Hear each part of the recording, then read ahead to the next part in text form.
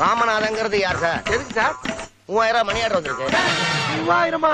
ஆகா, ஆண்டவனா பார்த்து அனுப்பியிருக்கேன். ஆட்டைய போடுறா பாண்டி. என்கிட்ட வந்து என்ன கேள்வி கேட்கிறான் பாரு. இவரை பார்த்தா ராமநாதமே தெரியல உனக்கு? அவர் வீட்டு வாசல்ல குத்துக்கள் மாதிரி வந்து உட்காந்துருக்காரு.